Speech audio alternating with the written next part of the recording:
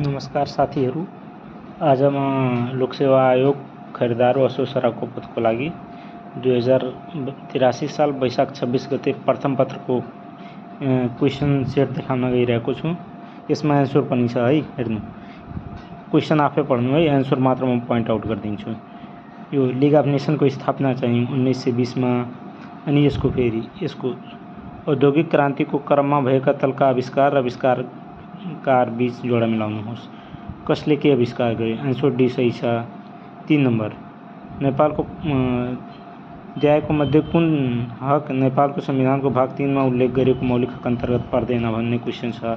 यसमा चाहिँ स्वच्छ वातावरण 30 मा पर्छ, खाद्यान्न 36 मा पर्छ धारा। यो सामाजिक न्याय यो चाहिँ कतिमा पर्छ अरे 42 मा पर्छ। यो चाहिँ पर्दैन, छैन। अनि क्वेसन नम्बर 4 हेर्नु। यसको चाहिँ पहिलेबाट मिल्छ। यो वसन्त पञ्चमी भनेको सरस्वती पूजा। सरस्वती पूजा 1 मा मात्र अप्सन सही छ, 1 को बी। अनि अरू 1 को ए, 1 को ए, 1 को डी छ। यो सबै मिलेन, यो अटोमेटिक सही भयो, मिलाउनै परेन। अरू हेर्नु। क्वेसन नम्बर 16 औद्योगिक योजनाको अन्तसम्म नेपालको प्रति व्यक्ति आय कति अमेरिकी डलर पुर्याउने लक्ष्य राखिएको छ? 16 योजना सोधेछ है। क्वेसन राम्रोसँग पढ्नु। 2351। अनि यो आर्थिक सर्वेक्षणबाट क्वेसन छ। 81-82 अनुसार वैदेशिक रोजगारका लागि संस्थागत रूपमा खुल्ला गरिएको मुलुक सङ्ख्या भनेको 111 हो। 111 छ है। अनि यो हेर्नु। यो 3टै भनाइ सही छ, 3वटै भनाइ सही छ। यो चाहिँ यो गलत आन्सर, यो सही हो, 3टै भनाइ सही छ। अनि फेरि हेर्नु अर्को क्वेसन सरसर्ती देखाइदिन्छु, तपाईँहरू पज गरेर हेर्नु होला भिडियो है। हेर्नु। क्वेसन नम्बर 8 को डी आन्सर है। अन्तर्राष्ट्रिय योग दिवस चाहिँ योगा दिवस भनेको जुन 21 मा।